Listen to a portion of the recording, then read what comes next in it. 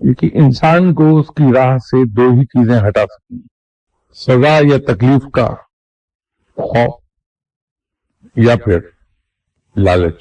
کسی انسان کو اگر ہم یہ کہیں کہ اس مظلوم کی تم حمایت نہ کرو ورنہ تم اپنی جان سے ہاتھ دھو بیٹھو گے، تو اگر وہ کمزور ہے تو وہ پھر پیچھے ہٹ جائے گا کہ میں کسی کے لیے اپنی جان کیوں دوں۔ یا یہ ہو سکتا ہے کہ ہم اس کو یہ کہہ دیں کہ تم اس مظلوم کی حمایت سے ہاتھ اٹھا لو تو ہم تمہیں اس کے بدلے میں یہ ایک چیز دے دیں گے، تو اس لالچ میں وہ پیچھے ہٹ جائے۔